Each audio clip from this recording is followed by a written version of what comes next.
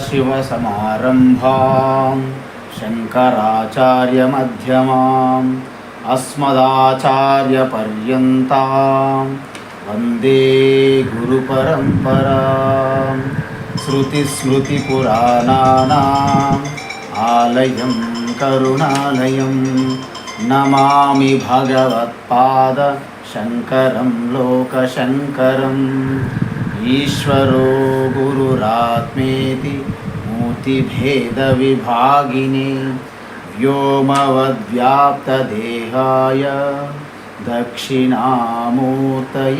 नमः। ఓం ఆత్మబోధ 10వ శ్లోకం కిందటి వారం పూర్తి చేశాము. ఒకసారి 10వ శ్లోకము 11వ శ్లోకము చెప్తా. ఓకే. యథాకాశో ఋషికేశః నానోపాధిగతో విభుః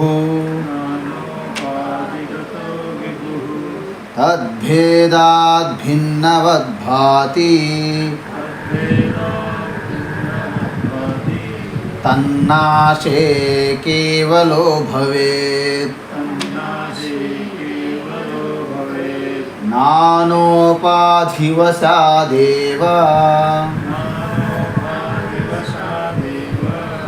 జాతివర్ణాశ్రమాదయః ఆత్మన్యారోపితాస్తో యే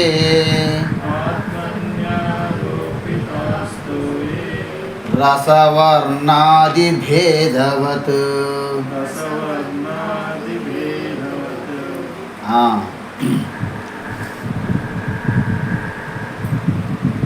ఇక్కడ మనం చెప్తున్నటువంటి శ్లోకాలకి అనుగుణంగానే ఒక 2 ప్రశ్నలు మన ముందు ఉన్నాయి. ఈ 2 ప్రశ్నలు సమాధానం ముందు చెప్తామా తర్వాత చెప్పమంటారు? ఈ 2 ప్రశ్నలు బాగున్నాయి.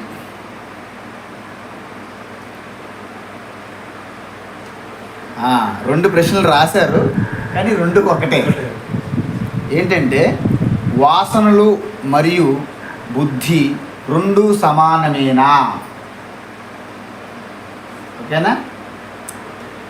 బుద్ధి వాసనల నుండి నిర్మితమవుతుంది. బుద్ధి వాసనల నుండి నిర్మితమవుతుంది కాబట్టి బుద్ధినే వాసనలుగా భావించవచ్చా?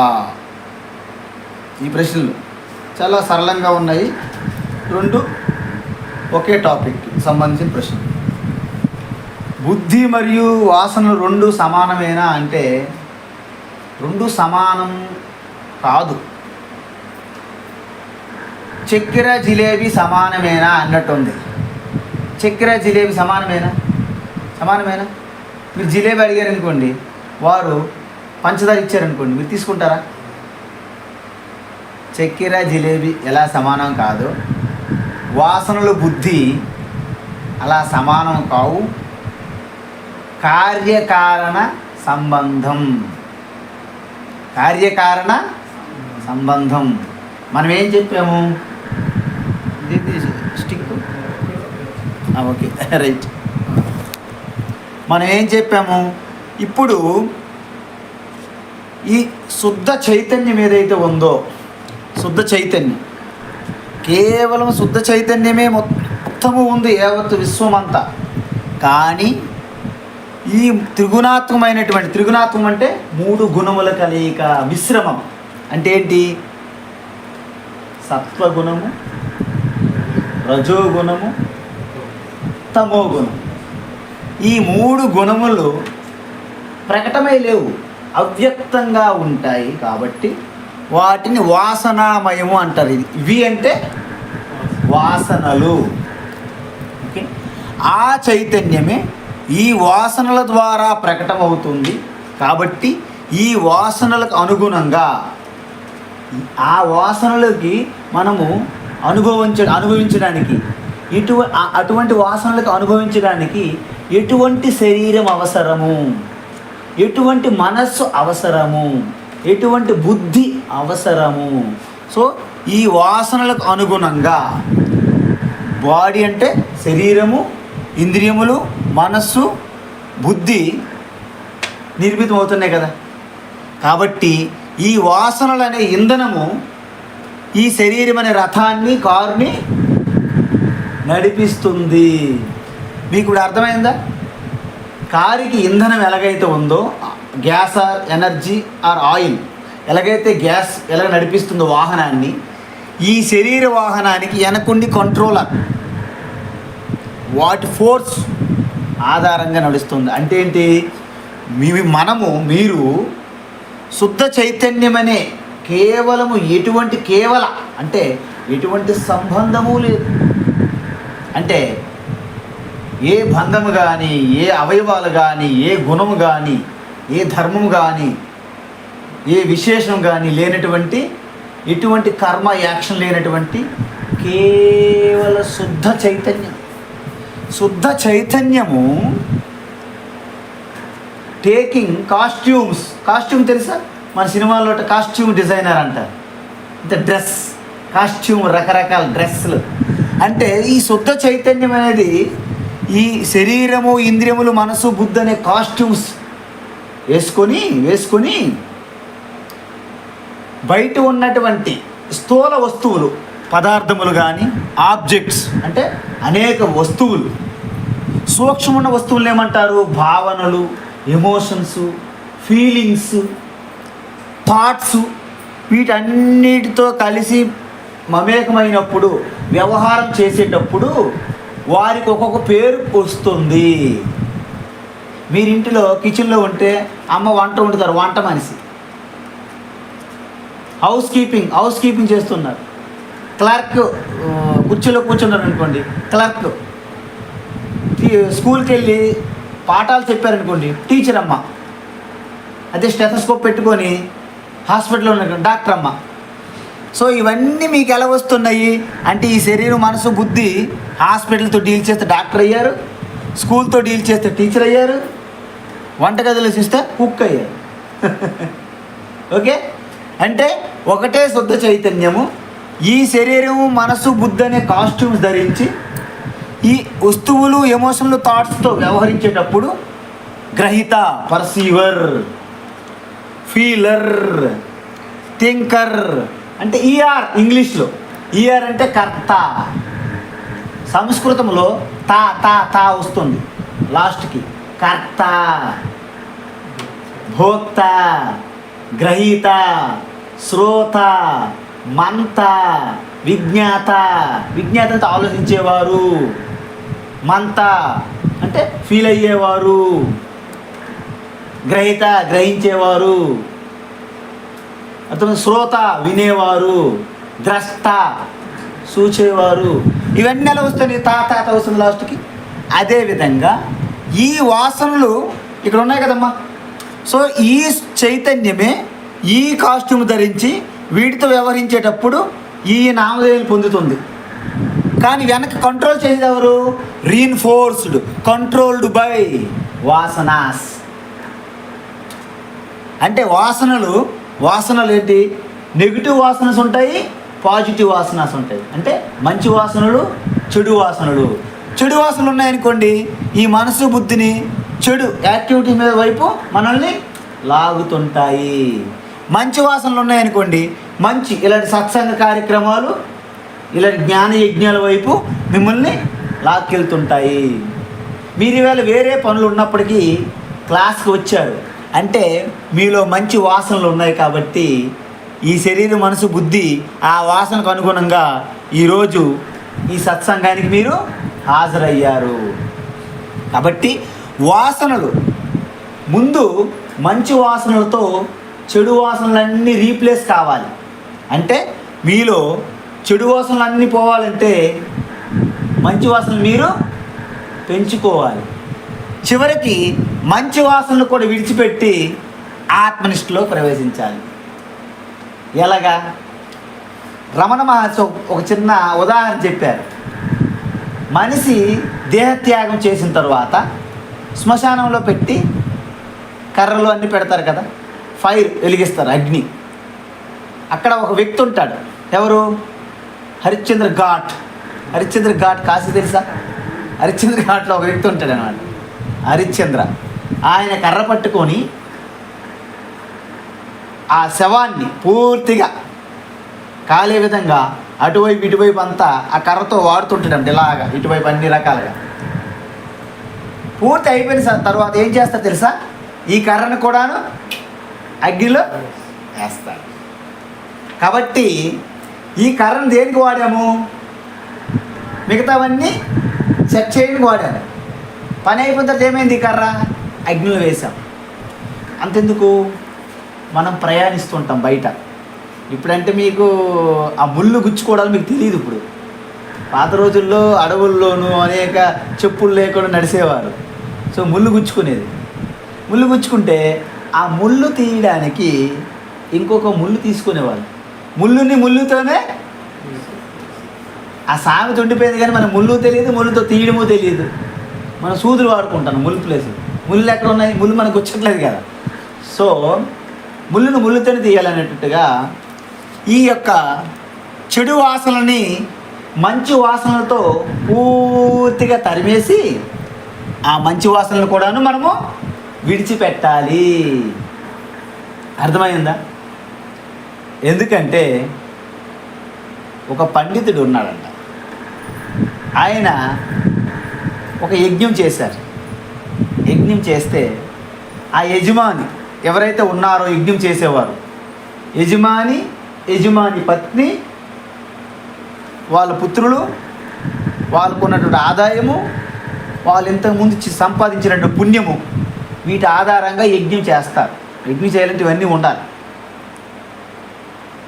వారు ఎంతో సంతోషించి ఒక మేకపిల్లి ఇచ్చారు. ఎవరికి? ఆ ప్రీస్ట్కి. సో మేకపిల్లి పట్టుకొని వస్తున్నారు. మార్గంలో ముగ్గురు దొంగలు చూశారు. అర్థమవుతుందా? ముగ్గురు దొంగలు చూసి ఎలాగైనా సరే అది దొంగిలించాలి అని మార్గ మధ్యంలో కాసుకొని ఆ మేకపిల్ల తీసుకున్నారు. ఆయన దగ్గర ఉన్నటువంటి బంగారము డబ్బులు తీసుకున్నారు. ఒక వ్యక్తి అంటున్నాడు, ఈయన్ని కట్టివేద్దాం. ఇంకొక వ్యక్తి అన్నారు, చంపేద్దాం. అర్థమైంది? ఇంకొక వ్యక్తి అన్నారు, వద్దు, ఈయన దగ్గర అన్నీ తీసుకున్నాం కదా, ఈయనకి కళ్ళకి గంతలు కట్టి మార్గ మధ్యం ఇక్కడ పూర్తిగా వెళ్ళేటప్పుడు ఆ మార్గ మధ్యం విడిచిపెట్టి వెళ్ళిపోదాం, తర్వాత మనం వెళ్ళిపోయిన తర్వాత వాడిని ఎలాగైనా బయటపడతాడు అంటారు. అంటే దీన్ని బట్టి మీకు ఏమర్థమైందంటే ముగ్గురు దొంగలు, 3 రకాల దొంగలు అన్నమాట. ఒకటి సత్వగుణానికి సంబంధించిన వ్యక్తి, ఇంకొకటి రజోగుణం సంబంధించినటువంటి దొంగ, 3 తమో గుణానికి సంబంధించినటువంటి దొంగ. రజోగుణానికి సంబంధించిన దొంగ ఏమంటున్నాడంటే వీడిని బంధించి ఆ ధనాన్ని అంతటిని లాక్కుందాం. తమో గుణం ఉన్నటువంటి దొంగ ఏమంటున్నాడంటే ధనమంతా లాక్కొని ఈయన చంపేద్దాం ఇక్కడే. సత్వగుణం కలిగి ఉన్నటువంటి దొంగ ఏమంటున్నారంటే అన్నీ లాక్కొని వీడిని మార్గ మధ్యలో విడిచిపెట్టేద్దాం. అయితే మొత్తం పైన ఎవరైతే విడిచిపెట్టేసమన్నారో ఆ వ్యక్తి కొంచెం మంచోడే కదా.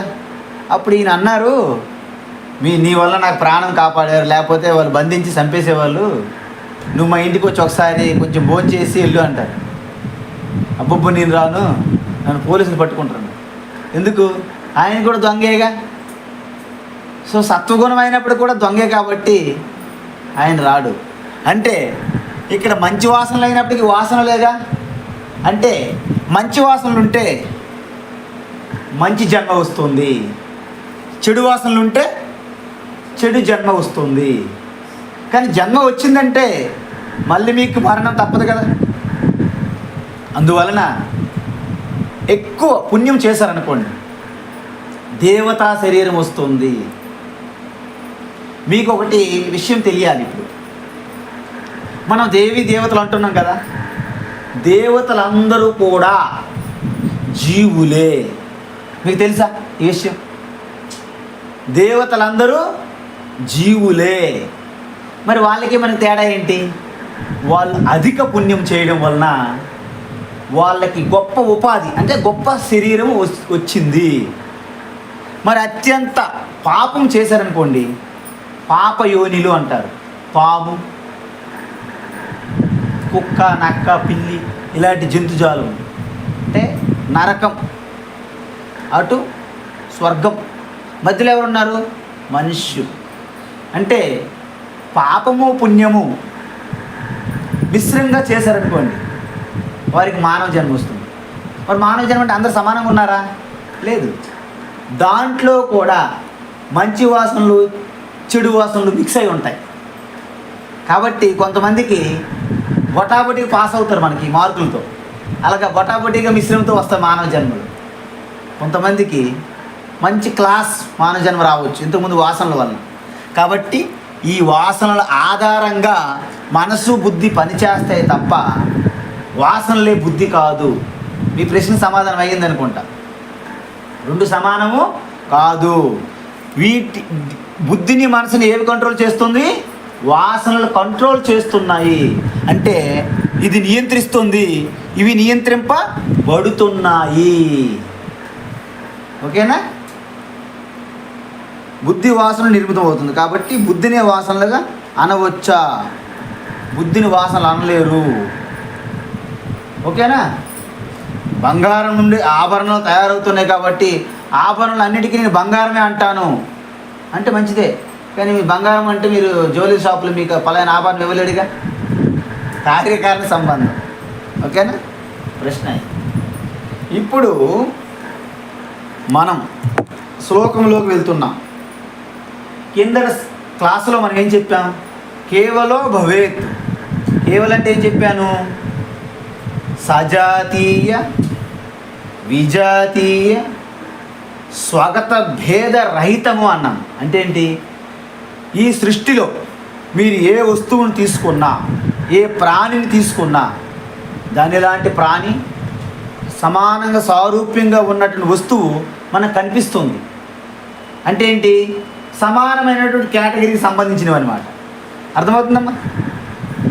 సో మనుషులు తీసుకున్నాం అనుకోండి, అందరూ మనుషులే, కానీ మనుషుల్లో భేదం ఉందా లేదా? పక్షులు తీసుకున్నాం అనుకోండి, పక్షి జాతి. సో అన్ని పక్షుల్లో సజాతి పక్షి జాతి, కానీ పక్షుల్లో వేరు వేరు పక్షులు ఉన్నాయా లేదా? ఓకేనా? చెట్లు తీసుకుందాం. చెట్లు అన్ని వృక్ష జాతికి సంబంధించినప్పటికీ, సజాతీయ వృక్షాలు అయినప్పటికీ వాటి మధ్య భేదం ఉన్నదా లేదా? ఉంది. మామిడి చెట్టు వేరు, వేప చెట్టు వేరు. దాన్ని ఏమంటారు? సజాతీయ భేదము. సజాతీయ భేదం అంటే అర్థమైందమ్మా మీకు? ఇప్పుడు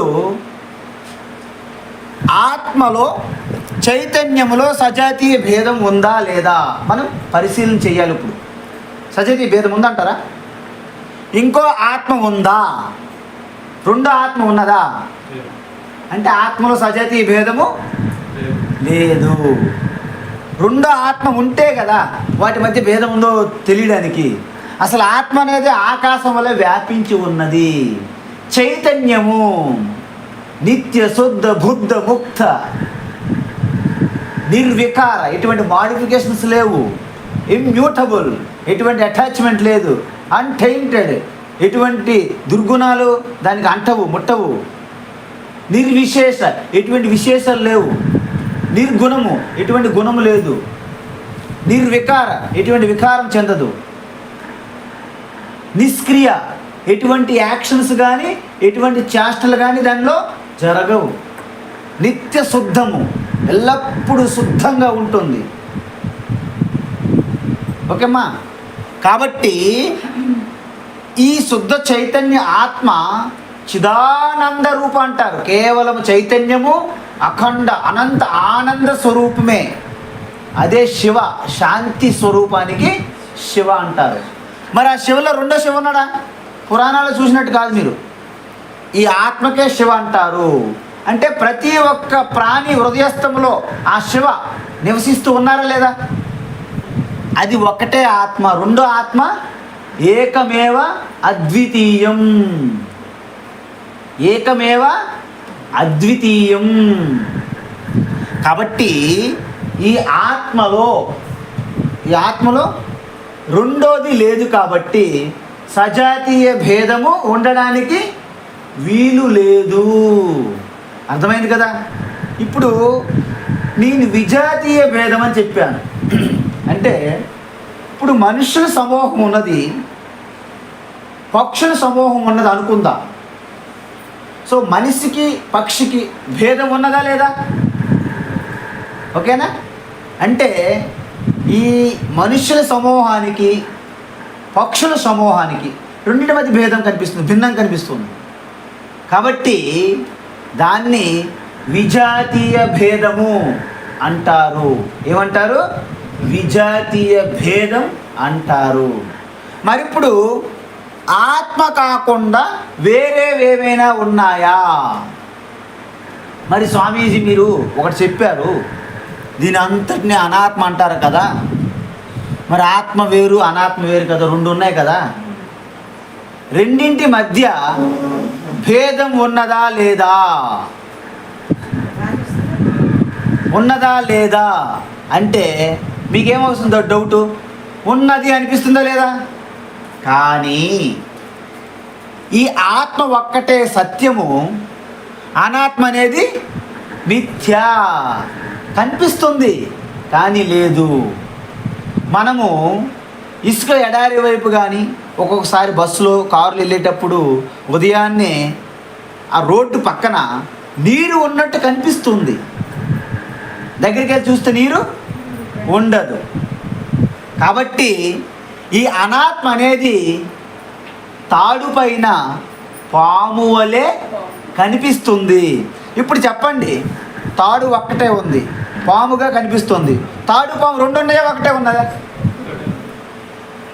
పాము అనేది మీ యొక్క మనస్సు నుండి భ్రమతో పుట్టింది.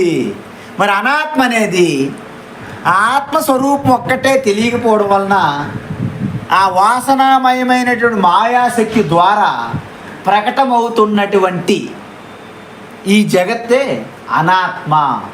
కాబట్టి అనాత్మ ఆత్మ రెండు కాదు, ఒక్కటే. అనాత్మ అనిపిస్తుంది, కనిపిస్తుంది, కానీ సత్యం కాదు. మరి సత్యం ఏంటి? ఆత్మ. ఆత్మ ఎక్కడ ఉంది? నువ్వే ఆత్మ, ఇంకెక్కడో ఉండదు. సంతలో ఉన్నది, ఎర్రగడ్డ బజార్లో ఉండదు. ఆత్మ అనేది నువ్వే. కాబట్టి ఏకమేవ సత్ అనేక కారణం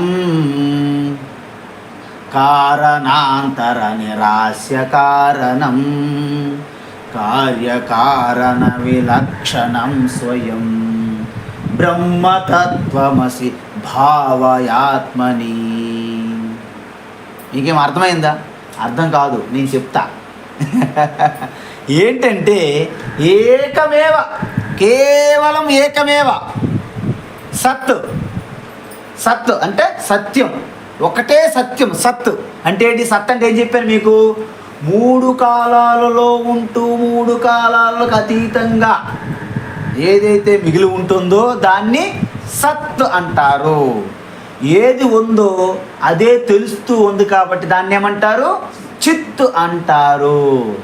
ఆ చిత్తు, ఆ సత్తు, చిత్తు, దాంట్లో మీరు నిష్ట కలిగి ఉన్నప్పుడు మీలో అఖండమైనటువంటి, అంటే ఖండితం కానటువంటి, వచ్చే పోయే ఆనందం కాకుండా అనంతమైనటువంటి ఆనందములో నిలిచి ఉంటే దాన్ని బ్రహ్మానందము, పరమానందము, అనంతానందము అంటారు. సత్, చిత్తు, ఆనందము అంటే అనంతం అని అర్థం. ఇక్కడ ఆనందం అంటే మేము మొన్న కొత్త కారు వచ్చింది, కారు కొన్నాం, ఆనందం. ఈ ఆనందం కాదు, వచ్చిపోయేది కాదు. కాబట్టి ఆనందం అంటే ఇక్కడ ఇలా అర్థం చేసుకోవాలంటే అనంతము, సచ్చిదానంద. ఓకేనా? ఈ సచ్చిదానంద అనేది ఏకం, సత్తు, అనేక కారణం. సద్ అనేక కారణం అంటే అన్నిటికీ, వీటన్నిటికీ కారణం అవుతుందా లేదా? ఇప్పుడు అది లేకుండా ఇవన్నీ టకటక పడిపోతాయి, ఏముండవు, మిగలవు. అందువలన ఏకమేవ సదనేక కారణం, కారణాంతర నిరాస్య కారణం. ఈ కారణము మిగతా కారణాలన్నింటి కూడా డిస్మిస్ చేసేస్తుంది. సముద్రంలో చిన్న చిన్న చేపలు ఉంటాయి, పెద్ద తిమింగలం ఉంటుంది, చిన్న చేపలన్నింటి కూడాను స్వాలో స్వాలో స్వాలో. అలాగా ఈ ముఖ్య కారణం ఏదైతే ఉందో, ఈ చిన్న చిన్న కారణాలు, మధ్యాంతర కారణం, ఇంటర్మీడియట్ కారణాలు ఉన్నాయి కదా, ఇంటర్మీడియట్ కాజెస్ అంటారు, వీటన్నిటిని కూడాను తొలగించేస్తుంది, నెగేట్ చేసేస్తుంది అనమాట. అల్టిమేట్ కారణం ఏంటి? బ్రహ్మ, ఆత్మ. సో అంతర్కారణం అంటే మధ్యంతర కారణాలు, మధ్య అంటే ఇంటర్మీడియట్ కారణాలు. అర్థమవుతుందా? అంటే మనము బంగారం తీసుకొని బ్రేస్లెట్ చేసాము, బ్రేస్లెట్ నుండి ఉంగరం చేసాము. ఇప్పుడు ఉంగరం చేయడానికి కారణం ఏంటమ్మా? బ్రేస్లెట్టా, బంగారమా? బంగారం అనేది ముఖ్య కారణం, బ్రేస్లెట్ అనేది ఇమీడియట్ కారణం. ఎందుకంటే బ్రేస్లెట్ నుంచి మనం ఉంగరం చేసాము. ఇప్పుడు మనం ఏమంటాము? బ్రేస్లెట్ నుండి నేను ఉంగరం చేశాను కాబట్టి ఉంగరానికి కారణం బ్రేస్లెట్టే. అది అవుతుందా? బంగారం అవుతుందా? బంగారం అనేది ముఖ్య కారణం. అంటే ఈ ఆత్మ అనేది ముఖ్య కారణము. అయితే స్వామీజీ నేను పుట్టిన మా అమ్మ నాన్నకు కదా, నేను బ్రహ్మ కారణం, నాకు బ్రహ్మ ఎలా కారణం అవుతాడు అంటే బ్రేస్లెట్ నుంచి ఉంగరం వచ్చినట్టు. బ్రేస్లెట్ నుంచి ఉంగరం వచ్చిందా, బంగారం నుంచి వచ్చిందా? మీ అమ్మ నాన్న కూడా బ్రహ్మ నుంచి వచ్చాడు, అది గుర్తుంచుకోమంటాను రే. అందువలన ముఖ్య కారణం ఏంటి? సత్తు. అందువలన ఏకమేవ సత్తు అనేక కారణం. ఏకమేవ బంగారము అనేక ఆభరణాలకు కారణమైందా? మొదట అమ్మగారు మర్చిపోయి నాకు నెక్లెస్ అన్నారు, తర్వాత వేరే ఆలోచన వచ్చింది, నెక్లెస్ వద్దు, ఏదో ఒక జడగంటులు ఏదో అంటారు అన్నమాట. సో ఈ నెక్లెస్ మళ్ళీ ముద్ద చేసి మళ్ళీ జడగంటలు చేస్తారు. సో జడగంటలకి కారణం ఏంటి? నెక్లెస్. నెక్లెస్ బంగారం. అంటే మీరు ఇమ్మీడియట్ కారణం తీసుకున్నారు అనుకోండి, అనంతంగా ఉంటాయి. అవి కాదు, అవి తాత్కాలికమైనటువంటి చిన్న చిన్న కారణాలు. ముఖ్య కారణం ఏంటి? బ్రహ్మ. అందువలన తల్లిదండ్రులు పిల్లలకి మేమే కారణం, మేము పుట్టించాం, మేము పెంచాం, మా వల్ల మీరు వచ్చారంట. మీ వల్ల ఏంటంటే మీరు నిమిత్తం, మధ్య కారణం. బ్రేస్లెట్ నుంచి ఉంగరం వచ్చినట్టు, ఉంగరానికి బ్రేస్లెట్ ఎంత కారణమో బిడ్డలకి తల్లిదండ్రులు అంత కారణము. మరి ముఖ్య కారణం ఏంటి? పరమాత్మే. సో బంగారం నుండి బ్రేస్లెట్ వచ్చింది, ఉంగరం కూడా బంగారం నుంచి వచ్చింది. అంటే అందరం కూడాను ఒకటే చైతన్యం నుంచి వచ్చాము. ఇది ఏక కారణము, ఒకటే కారణం, మూల కారణము. మరి ఇప్పుడు బంగారం అనే కారణము బ్రేస్లెట్ నుంచి ఉంగరం వచ్చింది, బ్రేస్లెట్ కారణాన్ని తొలగించిందా లేదా? అదేవిధంగా మిగతా ఈ చిన్న చిన్న కారణాలన్నింటినీ ఈ ముఖ్య కారణమైనటువంటి ఆత్మ బ్రహ్మ తొలగిస్తుంది. మరి కార్యకారణ విలక్షణం స్వయం. కార్యకారణ విలక్షణం అంటే ఏంటి అంటే వాస్తవానికి ఈ ఆత్మలో ఎటువంటి మార్పులు చెందని చెప్పాను కదా, వికారం చెందని చెప్పాను కదా. వాస్తవానికి దీని నుంచి ఏమి పుట్టలేదు. మరి అంత జగత్తంతా ఉంది, మరి శరీరాలు అన్నీ ఏంటి? ఇదంతా స్వప్నం లాంటిదండి. మనము క్రియేట్ చేస్తున్నాం కదా స్వప్నాన్ని. రోజు మీరు నిర్మిస్తున్నారులే స్వప్నం. పెద్ద పెద్ద సినిమాలు, బాహుబలి, కల్కి లాంటి సినిమాలు మనము స్వప్నంలోనే నిర్మిస్తున్నాం. నేను మొన్న కల్కి సినిమా వచ్చిన తర్వాత నా కల్కి గురించి ఆలోచించాను. నిన్నగా మొన్న కల్లో ఆ కల్కి సినిమా నేనే క్రియేట్ చేస్తున్నట్టు నాకు కల వచ్చింది. నా స్వప్నంలో నేను ఒక కల్కి క్రియేట్ చేశా. అంటే దానికి పబ్లిసిటీ చేయలేదు, చెయ్యాలి. దానికి బడ్జెట్లు పబ్లిసిటీ అని చూసుకోవాలి. అంటే అది స్వప్నంలో. అదేవిధంగా ఈ క్రియేటివిటీ జరుగుతుంది. అంటే నిజమా? ఇప్పుడు ఉందా? లేదు. అందువలన ఇది సత్యము. ఈ వాసనల నుండి వస్తున్నటువంటి ఈ మొత్తం అంతా కూడా అనాత్మ ఏదైతే ఉందో ఈ జగత్తు, ఇదంతా కూడాను మిథ్యా. కనిపిస్తుంది, ఉంది, వ్యవహారం కూడా చేస్తున్నాము, అన్నీ జరుగుతున్నాయి. కానీ నిద్రపోయేటప్పుడు ఇది లేదు. ఎక్కడికి వెళ్ళింది? అవుట్. ఓకే. అప్పుడు వెంటనే ఒక ఫిలో బ్యాక్ టైల్ పెట్టుకొని బెడ్ అంత బాగుందా, గాలి వస్తుందా అన్నీ చూసుకొని బ్లాంకెట్ కాలుతో తన్ని బ్లాంకెట్ లాగి అలాగా. అంతకుముందు కూడా మీరు పెరుగన్నం ఏదో మంచి తీసుకోవాలి నైట్ కూడా. అప్పుడు హ్యాపీగా నిద్రలోకి వెళ్తే ఇదంతా ఏమైందో తెలియదు. మొత్తం అవుట్, నెగేషన్. అంత డార్క్ చీకటి మొత్తం వదిలేసారా? మీరు తీసుకెళ్ళకపోతారు మీతో పాటు. ఇంత కష్టపడి రోజంతా ఫైట్ చేస్తున్నాం. ఆవేశపడుతున్నాం, అలసిపోతున్నాం. కానీ గాఢ నిద్రలో ఏమున్నారు, ఎవరున్నారు, ఎక్కడున్నారు ఏమి తెలియదు. అంటే ఏంటి? ఇది వస్తుంది పోతుంది, కానీ ఇది ఎప్పుడు అలాగే ఉంటుంది. బాల్యాదిస్వపి జాగ్రదాదిసు తథా సర్వాస్వవస్త్వాస్వపి వ్యావృత్తాస్వనువర్తమానమహమిత్యంత స్ఫురంతం సదా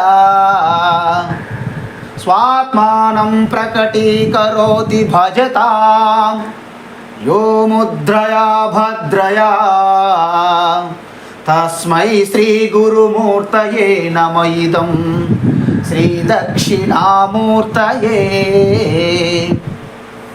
పుట్టిన వెంటనే తల్లి గర్భం నుంచి బయట వచ్చిన వెంట నుండే నేను మాట్లాడకపోయినప్పటికీ నేను అనే ఒక స్ఫురణ ఉంటుందంట. మెల్లమెల్లగా అమ్మా నాన్న మాటలతో పాటు నేను అనేది స్టార్ట్ అవుతుంది. అంటే బాల్యం, కౌమారం, యవ్వనం, మధ్య వయస్సు, వృద్ధాప్యం. ఏ స్థితిలో ఉన్నటువంటి ఈ శరీరంతో పాటు మీ ఆలోచనలు మారుతున్నాయి, మీ భావనలు మారుతున్నాయి, మీ మిత్రులు మారుతున్నారు, శత్రువులు అవుతున్నారు, శత్రువులు కాస్త మిత్రులు అవుతున్నారు, అన్నీ మారిపోతున్నాయి. శరీరం మారిపోతుంది. మోటాగా ఉన్నవాళ్ళు సన్నగా అవుతున్నారు, సన్నంగా ఉన్నవాళ్ళు మోటా అవుతున్నారు. హైటు వెయిట్ మొత్తం సర్వం మారిపోతుంది. నల్లగున్నోళ్ళు తెల్లగవుతున్నారు, తెల్లగున్నోళ్ళు నల్లగవుతున్నారు. వాతావరణ పరిస్థితులు బట్టి ఎంత తెల్లటోళ్ళైనా సరే ఈ ఆఫ్రికా వెళ్ళిపోయి 24 గంటలు ఈటో అయితే నల్లగా అవుతాం. కాబట్టి నలుపు తెలుపులతో సంబంధం లేకుండా అన్నీ మారుతుంటే నేననేది మారుతుందా? నలుపు నేను, తెలుపు నేను నలుపు నేను. ఇవాళ నేను నలుపు నేను. ఎవరు వచ్చారు? తెలుపు నేను, నలుపు నేను. ఎవరంటున్నారా? నేను అంటున్నాము. పొట్టిగా ఉన్న నేను, పొడవుగా ఉన్న నేను, లావుగా ఉన్న నేను, సన్నంగా ఉన్న నేను అని ఎవరైనా అంటున్నారా?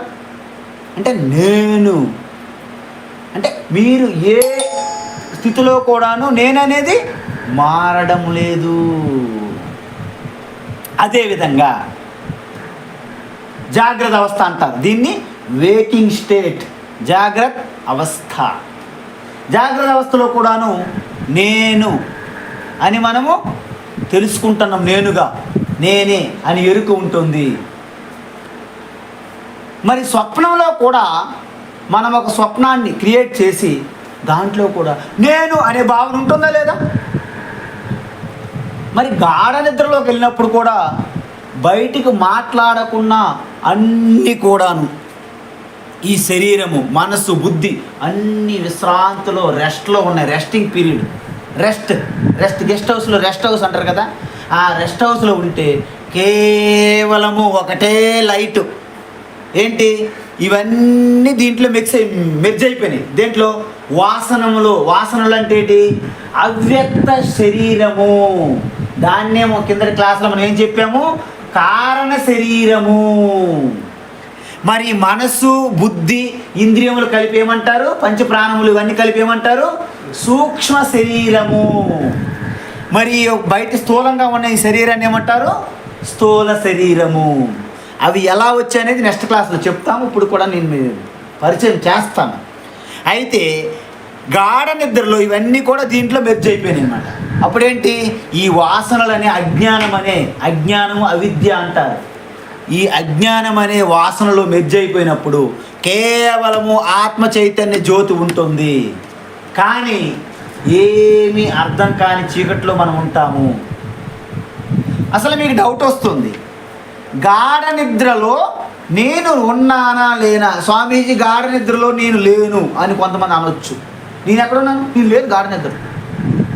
అయితే సరే ఒప్పుకుందాం, గాఢ నిద్రలో మీరు లేరు.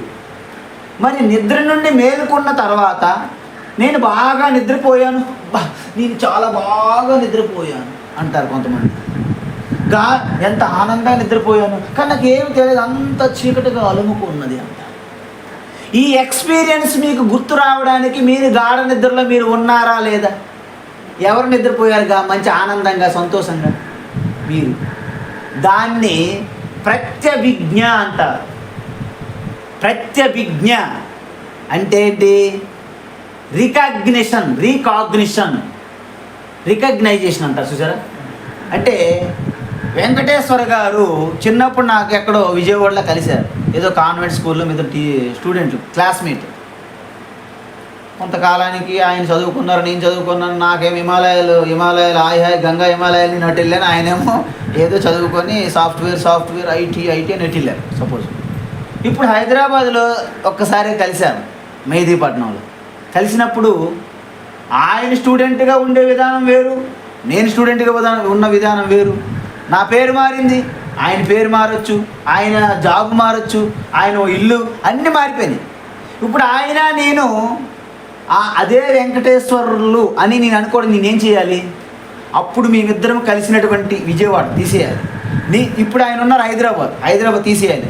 ఇప్పుడు నేను ఉన్నది ఉత్తరకాశీ తీసేయాలి. ఇప్పుడు ఆయన జాబ్ చేసి సాఫ్ట్వేర్ తీసేయాలి. నేను ఇప్పుడు సన్యాసిగా ఉన్నాను, సన్యాసి తీసేయాలి. నేను ఇప్పుడు కాషాయ బట్టలు విడిచిపెట్టాలి. ఆయన ప్యాంటు షర్ట్ విడిచిపెట్టాలి.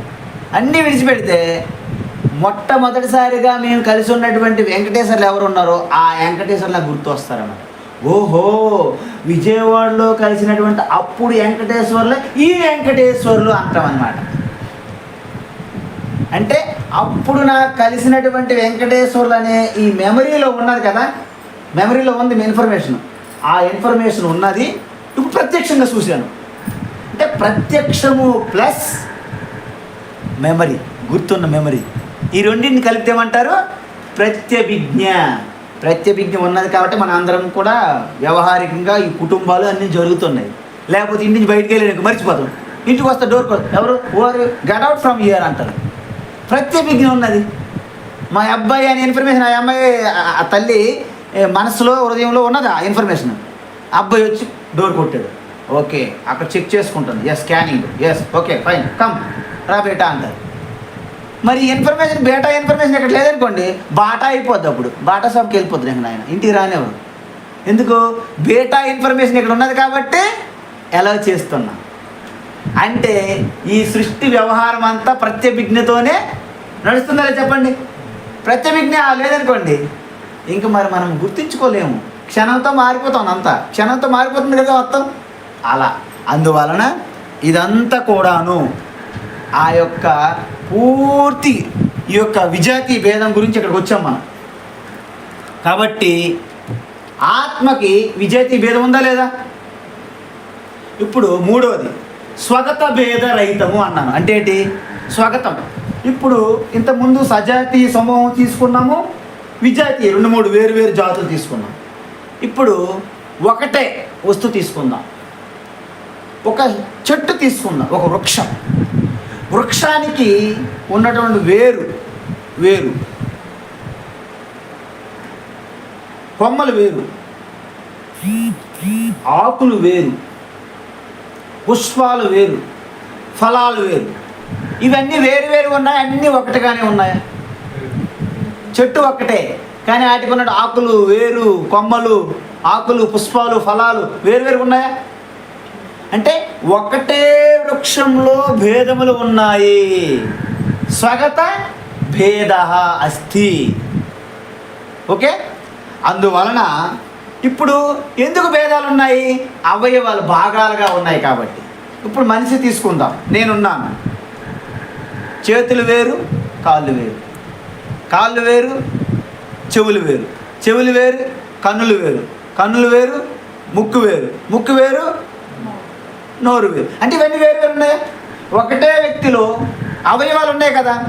అంటే ఎక్కడ అవయవాలు ఉంటాయో వాటిలో స్వగతంగా భేదం ఉన్నదా లేదా? మరి ఆత్మకి అవయవాలు ఉన్నాయా? లేవు. నిరవయవం అంటే అవయవాలు లేవు అని అర్థం. మరి నిరవయవం వలన దాంట్లో స్వగత భేదం ఉందా లేదా? లేదు కదా. అందువలన దీనికి కేవల అంటారు. ఏంటమ్మా? కేవల. అందువలన ఈ ఆత్మ అనేది ఎప్పుడు కూడా ఒకటిగానే ఉంటుంది. అన్ని అవస్థల్లోనూ అన్ని దశల్లోనూ ఈ ఆత్మయే నేనుగా ప్రకటమవుతున్నది. దక్షిణామూర్తి స్తోత్రం చెప్పాం కదా, శ్లోకము ప్రకటమవుతుంది. స్వాత్మానం ప్రకటీకరోతి. నేను అని ఈ యొక్క భద్రం మంగళకరమైన ఆస్పీషియస్ శివ ప్రకటమవుతున్నాడు. హృదయ కుహర మధ్యే కేవలం బ్రహ్మ మాత్రం. అహం అహం అహం అంటే నేను నేను నేనుగా ఆత్మరూపేణ భాతి అంటారు. కేవలము బ్రహ్మ మీ హృదయస్థములో స్ఫురణగా నేను నేను లబ్డ కొట్టుకుంటుందా, అది నేను నేను కొట్టుకుంటుంది అనాహత శబ్దంగా. అది ఎప్పుడు పోదు, వచ్చిపోయేది కాదు, అనాహత శబ్దం అంటారు. వచ్చేది పోయేది కాదు. ఆ శబ్దమే పర అంటే పరతత్వంగా ఆత్మగా ఉంది, ఆ తత్వం అన్నట్టు. కాబట్టి ఇక్కడ ఆత్మ రెండోది లేదు, ఆత్మకు అవయవాలు లేవు, ఆత్మ కంటే రెండోది లేదు, ఆత్మ లాంటిది కూడా ఇంకొక ఆత్మ లేదు, ఆత్మ కానిటువంటి రెండోది లేదు, ఆత్మ లాంటి ఆత్మ ఇంకొకటి లేదు, ఆత్మకు ఎటువంటి భాగాలు అవయవాలు లేవు. కాబట్టి ఆత్మను ఏమంటారు? కేవల. అందువల్ల ఎవరైనా బిడ్డ పుడితే కేవలం పెట్టారనుకోండి, అబ్బా ఆత్మస్వరూపం అన్నారు. కేవల కేవల శివ కేవలోహం, శివ కేవల అహం, కేవల శివ నేను అని అర్థం. తదేకో వశిష్ట శివ కేవలోహం. నా శాస్త, నా శాస్త్రం, నా శిష్య, నా శిక్ష, నా శాస్త్ర, నాకు శాస్త్ర లేడు, పాలించేవాడు నన్ను నియంత్రించేవాడు లేడు. దీనికంటే వేరేవాడు ఎవరు ఉన్నాడా? పరిపాలించేవాడు ఉన్నాడా? ఆత్మకి పాలించేవాడు ఎవడు ఉన్నాడా? ఎవరైనా శాస్త్రాలు ఇది చెయ్యాలి చేయకూడదని చెప్పేవారు ఉన్నారా? మరి ఇదే దీనికి ఏమైనా శిష్యులు ఉన్నారా? మరి దీనికి ఏమైనా గురువు ఉన్నాడా? గురువు మరి మీరు నేను అనే రెండోది ఉన్నదా? ఏమీ లేవు. ఈ భావనలన్నీ పోయినప్పుడు లాస్ట్ చివరికి ఏం మిగిలింది? కేవల. అది శివ. ఆ అవశిష్టం ఏదైతే మిగిలిపోయిందో అది శివ. ఇప్పుడు ఆ శివ నుండి ఏమొచ్చిందనేది ఇప్పుడు కథ మనం చూడాలి. అసలైన స్టోరీ ఇక్కడ నుంచి మొదలైంది. మొత్తం ఇదంతా కూడా మాయాబజార్ అనమాట. ఈ మాయాబజార్లో మనము ఇప్పుడు ఎంటర్ అయ్యాం, ప్రవేశించాం. కన్ఫ్యూజ్డ్ గార్డెన్ ఉంటుంది చూడండి రామోజీ ఫిలిం సిటీలో. అందులోకి వెళ్ళిన తర్వాత బయటకు రావడం తెలియదు అనమాట. అలా అన్నట్టు ఈ కన్ఫ్యూజ్డ్ గార్డెన్లో మనము ప్రవేశించాము. మాయాబజార్. నానోపాధి వశాదేవా అంటే అనేకమైనటువంటి శరీరాలు మనసు బుద్ధుల ఆధారంగా వాటికి ఏమని చెప్పాము కిందసారి మనము? ఉపాధి. ఉప అంటే సమీపే, సమీపే స్థిత్వా ఉండి ఆధీయతే స్వీయాన్ ధర్మ ఇది ఉపాధి అంటే. అంత ఉపాధి అంటే ఏంటి? మనం మీకు చెప్పాం, మీకు అది క్రిస్టల్ అది అన్నాం కదా, అది ఏదో ఉందా? అది తర్వాత చూద్దాం. అంటే ఈ ఆత్మకి సమీపంగా ఈ శరీరం మనసు బుద్ధి ఉండడం వలన వీటి యొక్క లక్షణాలు, వీటి యొక్క ధర్మాలు, గుణాలు ఆత్మ యందు ఆరోపిస్తున్నాయి. ఇప్పుడు రోగం వచ్చిందంటే దేనికి వస్తుంది? శరీరానికి వస్తుందా? శరీరానికి రోగం వస్తుందా? నేను అనే ఆత్మ ఆ రోగాన్ని తన మీద వేసుకొని జాకెట్లా తొడిసుకొని నేను రోగిను అంటుంది. రోగం దేనిది? శరీరానికి. దేని మీద పడుతుంది రోగం? వెళ్ళి దీని మీద ఆపాదిస్తున్నాం. సూపర్ ఇంపోజిషన్ అంటారు. సూపర్ ఇంపోజిషన్ ఆరోపించడం అంటే శరీరంకి వచ్చినటువంటి రోగాన్ని ఆత్మ మీద ఆపాదిస్తున్నాం. నా మనసు బాగలేదండి, నేను చాలా దుఃఖంతో కుమిలిపోతున్నాను, అహం దుఃఖి, నేను దుఃఖిని, నేను దుఃఖంగా ఉన్నా, నేనే దుఃఖము అంటారు. అంటే మనసుకు సంబంధించింది ఆత్మ మీద ఆరోపిస్తున్నామా లేదా? నేను మంచి ఆలోచన చేశాను, నేను తెలుసుకున్నాను అని ఎవరి ద్వారా అంటారు? బుద్ధి. సో ఇది ఆత్మ మీద ఆరోపిస్తున్నామా లేదా? నాకు తెలియట్లేదు, నాకు తెలిసింది, నేను గొప్పవాడిని, నేను గొప్ప పని చేశాను, నేను గొప్ప ఆలోచించాను, ఇవన్నీ చెప్తాను. నేను కర్తను, నేనే చేశాను, నేనే వండాను, నేనే వండి పెట్టాను, నేనే పని చేశాను, ఇంత పని చేశాను, ఇంత సంపాదించాను, ఇదంత కర్త కదా. అసలు ఆత్మ ఏమైనా పని చేస్తుందా? నిష్క్రియ, ఏ యాక్షన్ అవ్వదు. దాని సమక్షంలోనే మొత్తం పని అయిపోతుంది. అయస్కాంతం పక్కన ఉంటుంది, దాని సమక్షంలో ఇనుము కదులుతుంటుంది. అయస్కాంతం ఏమైనా కదిలిస్తుందా? వెళ్ళి ఇనుము కొంచెం మూవ్ చేస్తుందా? చేయట్లేదు. అదేవిధంగా ఈ ఆత్మలో ఎటువంటి సంబంధం లేదు, కానీ దానికి సమీపంగా ఉన్నటువంటి ఉపాధి ఏదైతే ఉందో ఈ ఉపాధి అంటే దీని ధర్మాలు దానికి ఇస్తుంది. ఇది రిసీవ్ చేసుకుంటుంది, ఇది ఇస్తుంది. ఈ ధర్మాలని ఆపాదించి ఆరోపించే ఈ ఉపాధి, ఇది ఏదైతే శరీరం ఉందో ఉపాధి. మరి మనసు బుద్ధి అది కూడా ఉపాధి. దాన్ని సూక్ష్మ ఉపాధి అంటారు. శరీరం అనేది స్థూల ఉపాధి. కాబట్టి నానోపాధి వశాదేవ. అందుకే మనం ఇప్పుడు పేదవాడు ఆత్మ, ధనవంతుల ఆత్మ, క్రిస్టియన్ ఆత్మ, హిందువుల ఆత్మ, ఇంగ్లీషుల ఆత్మ, భారతీయ ఆత్మలు ఏమున్నాయా? ఏం లేవు. ఇవన్నీ ఉపాధులు అన్నమాట. భారతీయులు ఉపాధి, బ్రిటిషోలు ఉపాధి, క్రిస్టియన్లు ఉపాధి, హిందువులు ఉపాధి, పేదవాడు ఉపాధి, ధనవంతులు ఉపాధి, టీచర్ అమ్మ, డాక్టర్ అమ్మ, ఉపాధులు చెప్పానా? ఇవన్నీ కూడా ఉపాధి. అంటే ఆఫీస్లో మీరు చేసే పని వలన మీకు ఆ పేరు వచ్చింది. మీరు ఇంట్లో వంట చేస్తే మీరు డాక్టర్ అని ఎవరు అనరు. మీరు టెస్టోస్కోప్ పట్టుకోవాలి, ఇంజక్షన్ పొడవాలి, అప్పుడు మీరు డాక్టర్ అంటారు. కాబట్టి ఉపాధి అనమాట. అంటే మీరు వైట్ కోట్ వేసుకుంటే మీరు డాక్టర్ అమ్మ, బ్లాక్ కోట్ వేసుకుంటే లాయర్. ఉపాధి. అందుకే బ్లాక్ కోట్ తీసి పడేశారనుకోండి, ఇంక మీకు లాయర్ కాదు. మీరు వైట్ కోట్ తీసారనుకోండి మీరు డాక్టర్ కాదు. ఉపాధి అని చూసారా ఎంత పని చేస్తుంది ఉపాధి. బ్లాక్ కోట్ అని మీ దగ్గరికి వచ్చి బ్లాక్ కోట్కి ఉన్నటువంటి గుణము, దాని ప్రొఫెషన్, దాని వృత్తి అవన్నీ మీ మీద వేసేస్తున్నాం. నేను డాక్టర్ అనేస్తున్నారు. ఉపాధి అర్థమైంది కదా. అంటే ఈ ఉపాధుల వల్లనే నానోపాధి వశాదేవ, కేవలము ఈ ఉపాధుల వల్లనే ఏంటి జాతి. మేము గొప్ప కులంలో పుట్టాం, గొప్ప వంశం, గొప్ప వాళ్ళం, గొప్ప జాతి. మేము భారత జాతి గొప్పది, ఇంగ్లీష్ జాతి, ఆఫ్రికన్ జాతి. అర్థమవుతుందా? జాతి. వర్ణము అంటే అనేక అర్థాలు ఉన్నాయి ఇక్కడ. వర్ణము అంటే రంగు. వర్ణం అంటే ఏంటి? రంగు. వర్ణము అంటే కొన్ని గుణాలకు కూడా వర్ణం అంటారు, ప్రాపర్టీ. వర్ణం అంటే వర్ణ వ్యవస్థకు కూడా వర్ణం అంటారు. అంటే చూడండి, బ్రాహ్మణ వర్ణ వ్యవస్థ అంటారు. బ్రాహ్మణ, క్షత్రియ, వైశ్య, శూద్ర, ఈ 4 వర్ణములు అంటే గుణములు. ఇది దేని వల్ల వచ్చింది వర్ణ వ్యవస్థ? 3 గుణముల వలన వచ్చింది. ఏ గుణములు ఇక్కడ? సత్వ, రజ, తమస్. ఈ 3 గుణముల వల్ల మొత్తం వచ్చింది కదా. సో ఈ వర్ణ వ్యవస్థలన్నింటికీ మూల కారణం ఏంటి? ఈ వాసనలు. 3 రకాల వాసనలు. సో 3 రకాల గుణాలు కలయిక వలన మన స్వభావం మారుతూ ఉంది. ఈ స్వభావానికి అనుగుణంగా మనకి తెలివితేటలు, మేధాశక్తి, జ్ఞానశక్తి, సామర్థ్యము ఇవన్నీ వస్తున్నాయి. సో ఈ స్వభావం ఆధారంగా మనము ఒక వృత్తి ఏదైనా కార్యక్రమం చేయగలుగుతున్నాం. సో స్వభావము, గుణము, మనం చేసే కర్మ, ఈ రెండింటిని కలిపి వర్ణ వ్యవస్థ నిర్ణయించారు. అందుకే భగవద్గీతలో ఏం చెప్పారు? భగవద్గీతలో శ్రీకృష్ణ భగవాను చాతుర్వర్ణ్యం మయా సృష్టం గుణ కర్మ విభాగశః అంటే ఏంటి?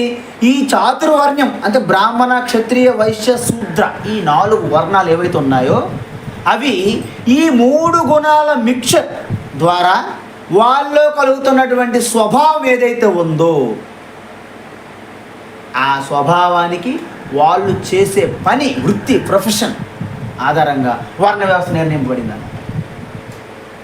దీన్ని బట్టి మీరు చెప్పండి, ఒక ఇంట్లో ఒక తల్లి బిడ్డలు అందరూ ఒకే స్వభావంగా ఒకే సామర్థ్యంగా ఉంటారా? ఉండరు. ఎందుకు? వాళ్ళ గుణాల ప్రభావం తేడా కొట్టింది.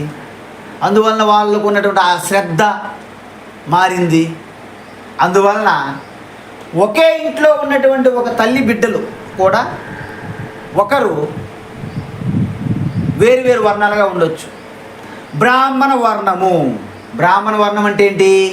ఎవరైతే సత్వగుణం ఎక్కువగా అధికంగా ఉంటుందో వాళ్ళు ఇంటెలిజెన్స్, ఐక్యూ ఎక్కువగా ఉంటుంది. వారికి జ్ఞానం సంపాదించాలని కోరిక కలుగుతుంది. వారిలో ఓపిక, సహనము, తపస్సు, దానము, శాంతి, సంతోషము, తృప్తి ఇలాంటి గుణాలు ఎక్కువగా వస్తుంటాయి. వీటన్నిటి వలన వారు చాలా మృదువుగా, సెన్సిటివ్గా, సాత్విక, ఎంత సాత్వికంగా ఉంటారు చూడండి వాళ్ళు అంటుంటారు. శాంతంగా, కోపం పడకుండా, చిరాకు పడకుండా, అలజడి లేకుండా, ఆందోళన చెందకుండా, ఆశాపాశాలు వెంట పడకుండా, తృప్తి ఉన్నదాంతో తృప్తి, కంటెంట్మెంట్ అంటారు, తుష్టి. అదెవరు? బ్రాహ్మణ వర్ణం. ఇప్పుడు బ్రాహ్మణ వర్ణం ఉండాలంటే ఎవరో బ్రాహ్మణుల కుటుంబాలు ఎక్కడెక్కడ ఉన్నారు, వాళ్ళు బ్రాహ్మణులు అనుకోవాలా? ఈ గుణాలు మీరే బ్రాహ్మణులు అవుతారా? ఈ గుణం ఎవరిలో ఉంటే వాళ్ళే బ్రాహ్మణులు. అర్థమైంది? ఇది ఒరిజినల్ బ్రాహ్మణులు నేను చెప్తున్నాను. డూప్లికేట్ బ్రాహ్మణులు అంతా ఉన్నారు మొత్తం. అంత డూప్లికేట్ అంటారు వాళ్ళని. అంటే నామకే వాస్తే, ఏతో నామకే వాస్తే, ఏతో ఏ నకిలీయే, అసలు నయ్యి అంటారు. అర్థమైంది మీకు? అసలుగా వాళ్ళు బ్రాహ్మణులు కాదండి బాబు, నకిలీ, డూప్లికేట్. డూపులు దింపుతారు తెలుసా సినిమాల్లో? డూపులు పెడతారు. ఆ డూపులు అనమాట. ఎందుకు? వాడి గాయత్రి మంత్రం రోజు ఏమీ రోజు వాడేమో మా తాత చతుర్వేది, నేను ఎప్పుడు బ్రాహ్మణ. వాడికి వేదం మీద ఏ శ్రద్ధ ఉండదు, ఏ భక్తి ఉండదు, ఏమీ రావు. బ్రాహ్మణ్ అంటే ఎట్లా అవుతుంది చెప్పండి? నామకే వాస్తే కాదా? అదే అనమాట. కాబట్టి ఇవి ఎక్కడ పుట్టారని కాదు, వ్యాస మహర్షి, సత్యకామ జాబాల, ఇలాంటి వాల్మీకి, ఇలాంటి వారందరూ కూడాను మీరు బ్రాహ్మణ కుటుంబంలో పుట్టామని ఎవరు అనుకోలే. వాస్తవానికి వాళ్ళు కూడా బ్రాహ్మణ కుటుంబంలో పుట్టలే. కానీ వాళ్ళు బ్రాహ్మణులుగా మారారా లేదా? మారారు. ఎప్పుడు మారారు? బ్రహ్మతత్వాన్ని, ఆత్మతత్వాన్ని నేనే అనే అపరోక్ష అనుభూతి చెందారు. వాళ్ళందరూ గొప్ప బ్రహ్మర్షులు వాళ్ళు బ్రాహ్మణులు అంటే అసలైన బ్రాహ్మణులు వాళ్ళు నువ్వెవరు కాదు మనకి. అందుకే ఈ సమాజం ఎప్పుడు కూడాను అనవసరం మనం నిందలేస్తుంటాం. ఇప్పుడు కులాలని విచ్ఛిన్నం అయిపోయింది, మొత్తం చిన్న భిన్నం అయిపోయింది మొత్తం సమాజం అంతా. కానీ ఇప్పటికి కూడా మీరు అర్థం చేసుకుంటే, ఎవరైతే తక్కువ కులం అనుకుంటున్నారో ఆయన ఒక మినిస్టర్ అయిపోయాడు సడన్గా, లేకపోతే ఒక కలెక్టర్ అయిపోయాడు, లేకపోతే ఐపీఎస్ ఆఫీసర్ అయిపోయాడు. నువ్వు తక్కువ కులం అని ఎవరైనా అంటారా?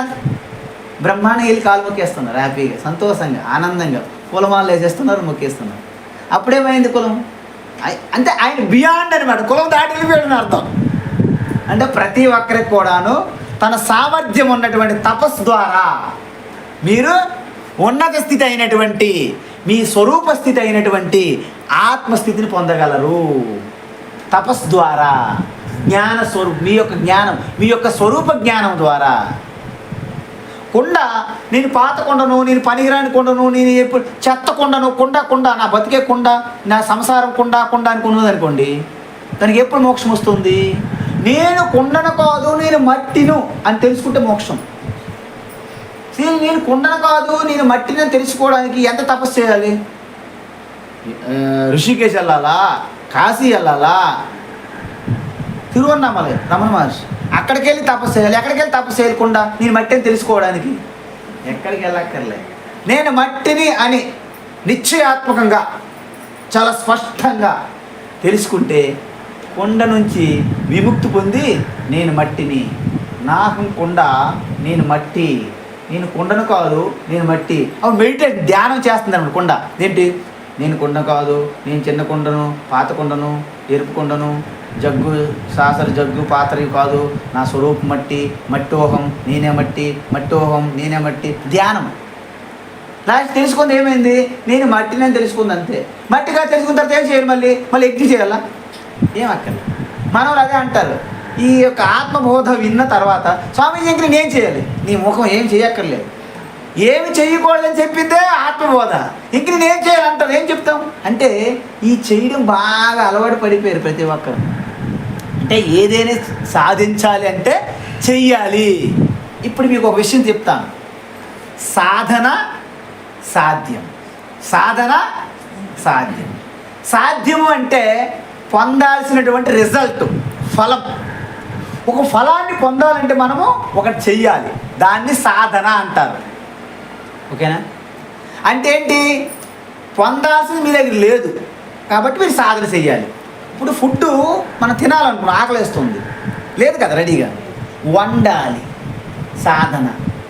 వండిన ఫుడ్ ఎక్కడ తెచ్చారట, డైనింగ్ టేబుల్ పెట్టారు, తింటున్నాం, సాధ్యం పొందాం కదా.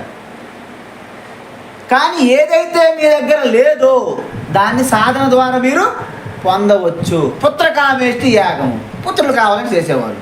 వృష్టి కామేష్టి యాగము అవి చేసేవాళ్ళు. అంటే జ్యోతిష్ఠోమ యజేత అంటే స్వర్గంకి ఎవరైతే కోరుకుంటున్నారో జ్యోతిష్ఠోమ యాగాలు చేసేవాళ్ళు. అదేవిధంగా మనకి పంట ఫలసాయం కావాలి, వ్యవసాయం చేస్తున్నాము, పిల్లలు చదివిస్తున్నారు, ఉద్యోగం వస్తుంది, ఆఫీస్ వర్క్ చేస్తున్నాడు, నెలసరి జీతం వస్తుంది, సాధన సాధ్యం. కానీ మీ దగ్గర లేని సాధన ద్వారా పొందుతారు కదా. మరి ఆత్మ అనేది ఇప్పుడు మీరు పొందుతున్నారా, మీరు అయ్యి ఉన్నారా? మరి మీరు అయ్యి ఉన్నదానికి మరి సాధన ఏముంటుంది? ఇప్పుడు మీరు ఒక్కసారి ఆలోచించండి, కళ్ళు మూసుకోండి, మీ అందరూ కళ్ళు మూసుకొని ఆలోచించండి. నేను ఆత్మ ల్యాప్టాప్ గుండు కొడుతుందా లేదా? కొడుతుంది. అయితే నేను ఆత్మగా ఉన్నాను. ఎవరైనా నేను ఆత్మ కాదు, నేను లేను అని ఎవరైనా చెప్తున్నారా? నేను లేనండి, నాహం నాస్తి, అహం నాస్తి, అహం నాస్తి, నేను లేను అని ఎవరైనా అనుకుంటున్నారా? ఏ క్షణంలో కూడా నేను లేనని ఎవరు ఒప్పుకోరు. నేనండి, నేను. ఈ నేను అనేది ఉంటుంది కదా, అంటే మీరు ఎప్పుడు ఉన్నారు కదా, అది ఆత్మగా మీరు ఉన్నారు కదా. మరి ఆత్మగా మీరు ఉండేటప్పుడు మీరు పొందాల్సింది ఇంకేముంది అంటే, ఏదైతే మీరు కారో మీకు లేదో దాని ద్వారా సాధన ద్వారా కర్మ ద్వారా పొందుతారు. మీరు అయి ఉన్నారు, సిద్ధ వస్తువు, మీరు సిద్ధం చూడండి. సిద్ధం అంటే ఆల్రెడీ అయి ఉన్నది. అర్థమవుతుందా? అందువలన ఈ ఆత్మకి స్వామీజీ పారాయణ చేస్తే మాకు మోక్షం వస్తుందా? స్వామీజీ మేము తీర్థయాత్రలు చేస్తే మోక్షం వస్తుందా? స్వామీజీ మేము సేవ చేస్తే మోక్షం వస్తుందా? అన్నదానం, అనేక దానాలు, గోశాలలు, టెంపుల్స్లు, ఉపవాసం, ఇవన్నీ చేస్తే వాటికి ఉన్నటువంటి ప్రయోజనాలు వేరు. మోక్షము ఆ లిస్టులో లేదు. మరి మోక్షం ఎక్కడ ఉంది? మోక్షంకి ఆ లిస్టులో లేదు. నువ్వు మోక్షం అయి ఉన్నావు, కానీ నీ అజ్ఞానం బాగా కోటలు కట్టింది. గోల్కొండ కోట మనకు దగ్గరగా ఉంది. ఇప్పుడు ఆ గోల్కొండ కోటగా మనకి అజ్ఞానం ఎప్పుడైతే కప్పివేసి ఉన్నదో, నేను ఆత్మస్వరూపాన్ని, నేను ఆల్రెడీ నిత్యముక్తంగా ఉన్నాననే జ్ఞానం మీకు లేదు, మనకు లేదు. కాబట్టి మనకు అది పొందాలని భ్రమపడుతున్నాం. సపోజ్ మోక్షాన్ని పొందుదాం అనుకున్నాం అనుకోండి, ఎప్పుడైనా పొందే వస్తువు శాశ్వతంగా ఉంటుందా? అంటే మోక్షం మీకు వచ్చింది అనుకోండి, గురువు శక్తిపాత్ అంటే గురువు మన తల మీద చెయ్యలు పెట్టాడు, అబ్బా శక్తి అలాగా ఫ్లోయింగ్ ట్రాన్స్ఫర్మేషన్. గురువు వైబ్రేషన్స్, గురువు చెయ్యి పెట్టాడు, నాకు వైబ్రేషన్ కింద మీద మొత్తం చుక్కలు తిరిగే భూమండలం అంతా అలా తిరిగిస్తాడు అన్నమాట వైబ్రేషన్. గురువు చేసినప్పుడు శక్తిపాతం అయితే అది వచ్చింది, గురువు చేయి తీసాడు, మళ్ళీ పోయింది. పోయేది మోక్షం ఎట్లా అవుతుంది? మోక్షం అనేది పోయే లిస్టులో లేదు కదా. కార్యకారణ విలక్షణం స్వయం. మనం ఒక శ్లోకం చెప్పాం, ఏకమేవ సదనేక కారణం కారణాంతర నిరాస్య కారణం కారణ విలక్షణం స్వయం. అంటే కార్యము కారణం ఉంటే కార్యం వస్తుంది కదా. అంటే ఇక్కడ మట్టి ఉంటే కొండ వచ్చింది కదా, ఈ మట్టి కొండ లాంటిది కాదు ఆత్మ. అర్థమవుతుందా? అసలు ఆత్మ అనేది అతి సూక్ష్మము, నిర్వచనీయము, అవ్యక్తము, ఆకాశం వలె వ్యాపి యథాకాశ ఋషికేశ అన్నాం. కాబట్టి ఇది వ్యక్తమయ్యేది కాదు, వచ్చేది కాదు, పోయేది కాదు, ఎప్పుడు ఉన్నదే. మరి దానికోసం మనం ఏం చేయాలి మనము అంటే, సాధన అంటే ఏంటి తెలుసా? మీ బుద్ధి ద్వారా మన ఆత్మబోధ మొత్తం చదివిన తర్వాత ఏం తెలుసుకుంటానంటే, బుద్ధి ఏం తెలుసుకుందంటే, నేను అనవసరంగా ఇంత శ్రమ పడుతున్నా తప్ప నేను చేసిందంతా శూన్యం, జీరో. ఎందుకంటే బుద్ధి ఆలోచించడానికి అందిస్తున్న శక్తి వెనక ఏది ఉందో అది ఆత్మ.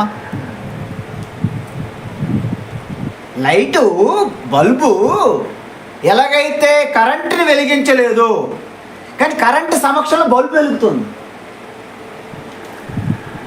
అదేవిధంగా ఈ తెలుసుకోవడమే, పూర్తిగా తెలుసుకోవడమే అంటే సాధన లేదు. సాధన లేదు కాబట్టి సాధ్యము లేదు. సాధన సాధ్య విలక్షణం, అతీతం. మీరు ఆత్మ స్వయం. అర్థమైంది? నేను చిన్న ఉదాహరణ, నేను ఉత్తరకాశీలో ఉన్నప్పుడు ఒకరు ఇంటర్వ్యూకి వచ్చారు. ఇంటర్వ్యూ చేశాను, నేను బ్రహ్మచారిగా ఉన్నాను అప్పుడు. సో ఉత్తరకాశీలో బ్రహ్మచారిలో కొంచెం నేను యాక్టివ్గా ఉండడం వలన ఉత్తరకాశీలో బ్రహ్మచారులు అందరిలో నాకు సెలెక్ట్ చేశారు. అంటే బ్రహ్మచారుల తరపున నాకు ఇంటర్వ్యూ చేయమని కొంతమంది స్వాములు మాట్లాడారు, నాకు అడిగారు. నేను వారు అడిగినటువంటి ప్రశ్నలన్నీ అడిగారు. ఎక్కడి నుంచి అడిగారు? ఈ వాసనల ఆధారంగా ఈ శరీరము కలిగి ఉన్నటువంటి మనసు బుద్ధితో ఆలోచించి నన్ను ప్రశ్నలు అడిగారు. నేను కూడా నా బుద్ధి ఏంటి, నా బుద్ధి ఒప్పుకుంది నేనంత డమ్మి, నువ్వు నిజము కాదు సొమ్మి, అసలైంది ఎక్కడ సత్యమని ఒప్పుకుంది నా బుద్ధి. అందువల్ల నన్ను బుద్ధితో అడిగేటప్పుడు నేను వాళ్ళకి ఆన్సర్లు సమాధానాలు టకా చెప్పా. లాస్ట్కి ఒక వ్యక్తి కొంచెం ఆశ్చర్యంగా, స్వామి మీరు సాధన ఏం చేస్తుంటారు సాధన రోజు అన్నాడు. హిందీలో అడిగాడు. అయితే నేను sadhana I have no sadhana that is my sadhana అన్న. ఏమన్నాను? I have no sadhana that is my sadhana. అంటే మీరు చేయవలసింది ఏమీ లేదు అని తెలుసుకోవడమే సాధన. ఎంతవరకైతే నేను పలాని చెయ్యాలి, పలాయని చేయాలి, పలాయని అది చేయాలి, ఇది చేయాలి, కింద మీద శీర్షాసనాలు, ఆసనాలు, ప్రాణాయామాలు, తబ్బిపోయి కింద మీద పడిపోయి అంతా నడవడము, ఉపాసనలు, అది హృదయాత్రలో గురుసేవ, అన్నదానం, గోశాల, ఇవన్నీ ఈ రకరకాల అది చేయాలి. దాని తర్వాత ఇది అక్కడ సిద్ధయోగులు ఉన్నారు, అక్కడ గురువులు ఉన్నారు, ఒక బాబా ఉంటాడు, ఆయన దగ్గరికి వెళ్తుంటే ఇలా కాలుతో తంతుంటాడు అనమాట. అంటే ఆయన శరణం, ఆయన పాదము ద్వారా ఎవరైతే అవి దెబ్బలు కాస్తారో వాళ్ళకి మోక్షం అనమాట. ఇంకొకడేమో లాగిపడి కొడుతుంటాడు, ఇంకొక బాబాయ్ ఏమో సిగరెట్లు కాలుస్తుంటాడు, ఇంకొక బాబాయ్ ఏవేవో పిచ్చి చేస్తుంటారు, ఇంకొకరేమో విభూతులు తీసిస్తుంటాడు. అయిపోయింది నీకు మొత్తం ఆశీర్వాదం. ఇంకొకడేమో రుద్రాక్షమాలు ఇస్తుంటాడు, ఏవేవో ఒకరేమో ఉంగరాలు తీసిస్తుంటారు, ఇంకో శివలింగం చేసి ఇచ్చేస్తుంటారు, తీసుకెళ్ళిపోయాడు శివలింగం. మరి మనకి కనిపించింది వ్యక్తమైంది అంతా కూడా అనాత్మేగా. మరి అసలైన శివ దానికి రూపం లేదుగా, నామము లేదుగా. అంటే ఈ అసలైన శివ శాంతికి ఏమి లేదు, కానీ దానికి కింద ఉన్నటువంటి వాసనల ఆధారంగా మనము శరీరం వచ్చింది.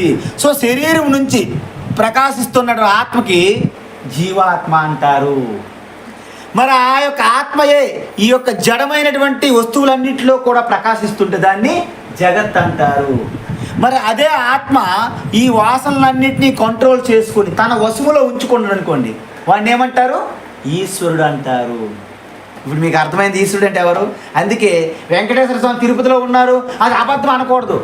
స్వామి ఆత్మబోధ చెప్పాడు, ఇక నా తిరుపతి ఏమీ లేదు, భద్రాచలం లేదు, వేములవాడు లేదు, సమ్మక్క సారక్క యాదాద్రి అంతా ఉల్లక్కి అని అనకూడదు. మీరు అది ఉల్లక్కి ఎప్పుడు అవుతుంది? మీరు ఉల్లక్కి అయిపోవాలి ఫస్ట్.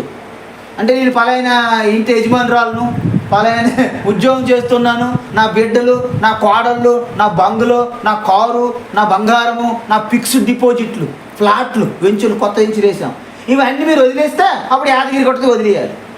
ఇది గట్టి పట్టుకొని యాదగిరి కొట్ట లేదు అన్నారనుకోండి, పప్పులో అడిగేసినట్టు.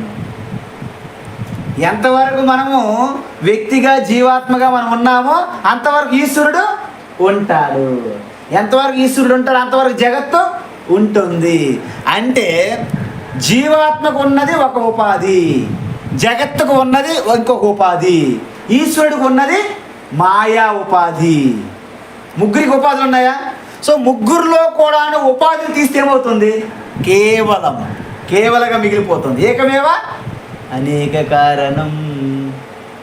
ఒకటే చైతన్యము జగత్తుగా కనిపిస్తుంది, ఒకటే చైతన్యము అనేక జీవాత్మలుగా ప్రకటమవుతుంది, ఒకటే చైతన్యము జగత్తుగా కనిపిస్తుంది. లోకాలుగా భూహ సువహ మహ తపహ సత్యం మొత్తం లోకాలు, అతల వితల తలాతల మహాతల రసాతల పాతాల ఏవో కింద మీద లోకాలు, అన్ని లోకాలు కూడాను కేవలము ప్రకాశించేది ఏంటి? మీరు ఆత్మ, నేను అని చెప్పాలి మీరు ధైర్యంగా. నేనంటే ఈ నేను కాదమ్మా, ఆధార్ కార్డు డీటెయిల్స్ నేను కాదు, ఆధార్ కార్డులో ఉన్నటువంటి ఇన్ఫర్మేషన్ నేను కాదు, శుద్ధ చైతన్య ఆత్మస్వరూపము, ద ప్యూర్ కాన్షియస్నెస్, అవేర్నెస్. కాబట్టి కేవలము ఆ యొక్క జాతి, వర్ణము, అదేవిధంగా ఆశ్రమ అంటే గృహస్థాశ్రమ, బ్రహ్మచారి, వానప్రస్థ, సన్యాసి, ఇవన్నీ ఆశ్రమాలు. ఆశ్రమం అంటే అవి మీరు అనుకున్నటువంటి ఈ శివానంద ఆశ్రమం, దయానంద ఆశ్రమం, ఈ ఆశ్రమాలు కాదు, గృహస్థాశ్రమము. ఈ ఆశ్రమాలన్నీ కూడాను మీకు ఉపాధుల వల్ల వచ్చాయి కదా, ఉపాధుల వల్లనే వచ్చాయి. కాబట్టి ఈ ఉపాధులన్నీ ఎలాగా వచ్చాయంటే ఆత్మని ఆరోపిత అంటే శుద్ధమైన చైతన్యమైనటువంటి ఆత్మ పైన ఇవన్నీ ఆరోపించడం వలన, అంటే వివాహం చేసుకొని గృహస్థులుగా ఉన్నారు, గృహములు యందు ఉన్నారు కాబట్టి గృహస్థ ఆశ్రమం అయ్యింది. ఆశ్రమం అది ఉపాధి, గృహస్థ ఉపాధి. నేను కాషాయం వేసుకొని ఉన్నాను, ఈ కాషాయ బట్టలు నాకేంటి సన్యాసాశ్రమం ఉపాధి. బ్రహ్మచారి పిలక ఒక థ్రెడ్ ఉంటుంది, ఉపనయనం జంధ్యం. వానప్రస్థ అంటే ఇక తల్లిదండ్రులకు అన్నీ అప్పగించేసి భార్యాభర్త మా సంబంధం లేదు నాయన, మీ అమ్మ మీరు చూసుకోండి, మీ పని మీరు చెయ్యండి, మా పని మేము చేస్తాం అని ఏదో ఆశ్రమంకి ఎక్కడికో వెళ్ళిపోవడము, అక్కడే ఉపాసన, అక్కడే భక్తితో ఈశ్వరుని సేవించుకుంటూ ఇక అంత తక్కువ భూములు ఉంటే దాన్ని వానప్రస్థాశ్రమం అంటారు. అక్కడ కూడా ఇంకా భార్యాభర్తలు విడిపోయి ఇక భార్య లేదు భర్త లేదు, శివోహం శివోహం అనిపించింది అనుకోండి, ఇక భార్య సన్యాసి అటు, భర్త సన్యాసి ఇటు, ఇక ఈస్ట్ వెస్ట్ నార్త్ సౌత్లో విడిపోవడం అన్నమాట. దాన్ని సన్యాసాశ్రమం అంటారు. అంటే ఆశ్రమాలన్నిటికీ చివరి ఆశ్రమం ఏంటి? సన్యాసాశ్రమము. ఓకేనా? ఈ ఆశ్రమాలు ఇవన్నీ కూడాను శుద్ధ ఆత్మ మీద మనం ఆరోపిస్తున్నామా లేదా? ఆత్మలో ఈ గృహస్థాశ్రమం ఉన్నదా? ఆత్మలో సన్యాసాశ్రమం ఉన్నదా? ఆత్మలో బ్రహ్మచారి ఉన్నాడా? ఆత్మలో వానప్రస్థం ఉన్నదా? లేదు. ఆత్మలో ఆడ మగ ఉన్నాయా? ఆత్మలో నలుపు తెలుపులు ఉన్నాయా? ఆత్మలో పేద ధనవంతులు ఉన్నారా? ఆత్మలో నల్ల జాతి వాళ్ళు తెల్ల జాతి వాళ్ళు ఉన్నారా? ఆత్మలో కులాలు ఉన్నాయా? ఆత్మలో గోత్రం ఉందా? లేవు. మరి శంకరాచార్య ఏం చెప్పారంటే, ఆది శంకరాచార్య ఏం చెప్పారంటే వివేక చూడమనిలో ఒక అద్భుతమైనటువంటి ఒక ఉపదేశం చేశారు. జాతి నీతి కుల గోత్ర దూరగం నామరూప గుణ దోషవర్జితం దేశకాల విషయాని వర్తియత్ బ్రహ్మతత్వమసి భావయాత్మని. జాతి నీతి కుల గోత్రం దూరగం శంషాబాద్ అవతల పడేయమన్నాడు. దగ్గరైతే మళ్ళీ వచ్చేదని భయానికి ఈ జాతి నీతి కుల గోత్రము ప్రెస్టీజ్, మేము గొప్పవాళ్ళు, మేము ఆదర్శవంతులు, మేము ఉత్తములము, అబ్బబ్బబ్బా అద్భుతం, ఇవన్నీ మీ పైన వేసుకున్నటువంటి ఉపాధులే ఆరోపించుకున్నారు. ఆ చొక్కాలన్నీ ఆ యొక్క కోశాలు ఏవైతే ఉన్నాయో లేయర్స్ దూరంగా పడి మన దగ్గర రావద్దని. నామరూప గుణ దోష వర్జితం. నామం లేదు, రూపం లేదు, గుణము లేదు, దుర్గుణాలు, చెడు గుణాలు, మంచి గుణాలు అన్నీ. దేశకాల విషయాతి వర్తియత్. ఇవన్నీ కూడా దేశకాలంలో పరిమితం ఉన్నాయి లేదా? ఇవన్నీ తీసేస్తే బ్రహ్మ అంటే కేవలము ఈ ఆత్మ ఏదైతే ఉందో అది నువ్వే ఉన్నావు స్వరూపంగా. నేనే అహం బ్రహ్మాస్మి, బ్రహ్మతత్వమసి భావయాత్మని. అంటే మీ హృదయంలో మీ మనసులో పూర్తిగా చిదానంద రూప శివోహం శివోహం అసంగోహం. నేను నాకు అంటడానికి, నాకు ఇంకో రెండోది కలపడానికి ఏం లేదు. అసంగ, నాకు ఎటువంటి సంగము, unattached, there is no attachment. కాబట్టి ఆ బ్రహ్మతత్వమసి భావయాత్మని మీ మనసులో చింతన, భావయ అంటే చింతన, స్మరణం అలా చేస్తే అప్పుడు ఉదాహరణ ఏంటి? తోయం అంటే ఏంటి? నీరు. తోయే నీటిపైన ఏం చేస్తున్నాము? రస. ఈ నీరు బాగుందండి, నీరు కొంచెం రుచిగా లేదు, నీరు అదొక వేరే రుచిగా అనిపిస్తున్నాయి. ఇక నీరు తెల్లగా ఉంది, అది నల్లగా ఉంది, రెడ్గా ఉంది. మొత్తం అంతా కూల్ డ్రింక్స్ అంతా చూసారా, అంత నీరే. మొత్తం రకరకాల రంగులు పొంగులు అన్నీ ఎన్నెన్నో చేస్తున్నారు. అవన్నీ ఏంటి? ఆ నీటిపైన మనం ఆపాదిస్తున్నటువంటి ఆ యొక్క టేస్టు, రసము, ఆ కలర్లు అన్నీ వేస్తున్నారు కదా, ఇవన్నీ కూడా రసవర్ణాది భేదవతు. అంటే శుద్ధమైన జలం పైన అనేక రకమైన రుచి, వాసన, రంగు ఎలాగైతే మనం కల్పిస్తున్నామో, శుద్ధ చైతన్య ఆత్మయందు కూడా ఇవన్నీ సృష్టి జగత్తులో ఉన్నటువంటి అన్ని కూడాను కల్పిస్తున్నారు. ఈ సత్యము ప్రతి ఒక్కరికి కూడాను మనం ప్రాచీన కాలంలో ప్రతి ఆడపిల్ల, మగపిల్లలకి, ప్రతి అమ్మ, తల్లి, అమ్మ, అయ్యకి, అందరికీ, అక్క, చెల్లి, సోదరులకి, అందరికి కూడా ప్రతి ఒక్కరికి స్వరూపంగా ఈ తత్వం అనేది మనకు ఉండేది. సినిమాల్లో కూడాను పాటల్లో చెప్పేవారు. అర్థమైందా? కాబట్టి ఎలాగైతే ఉదాహరణ రసవర్ణాది భేదవతు, ఎక్కడ తోయే నీటిపైన, అదేవిధంగా ఆత్మయందు ఈ అనేక రకమైనటువంటి గుణదోషాలన్నీ కూడా జాతి, నీతి, కుల, గోత్రము, అదేవిధంగా జాతి, వర్ణ, ఆశ్రమ మొదలగునవి ఇవన్నీ కూడాను ఆత్మయందు ఆరోపిస్తున్నటువంటి ఉపాధుల వల్లనే భిన్న భిన్నంగా కనిపిస్తున్నారు. ఉపాధులు తీసిస్తే, ఒకసారి మా గురువుగారు వాళ్ళు చెప్పారు, కాశీ వెళ్ళారంట.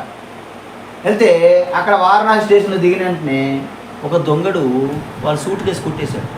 దొంగ దొంగ అంటే తప్పించుకొని పోయాడు. మళ్ళీ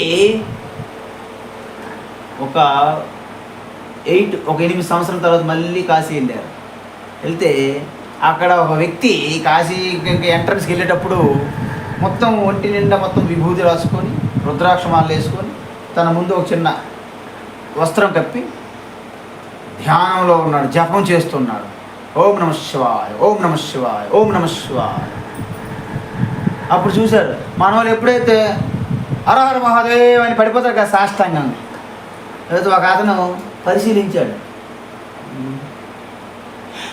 8 సంవత్సరాల క్రితం మన సూటి కేసు కొట్టేసిన వాడు ఈడే అని వచ్చి లాగొక్కడు కొట్టాడంట. దెబ్బకి ఇంకా లేచి పరుగు అంట. ఓం నమ శివాయ, ఓం నమ శివాయ అంటే ఏంటి? ఇంతకు ముందు ఉన్నటువంటి దొంగడే ఇక్కడ ఉన్నటువంటి ఓం నమ శివాయ అంటే ఉపాధి తీసి చూడాలి మనం. ఉపాధితో చూస్తే ఇంకేముంది, మనకేం తెలియదు, సత్యం తెలియదు. అందువలన ఈ నామరూపాలను పట్టుకున్నంత వరకు మీ సత్యం తెలియదు, బోధపడదు.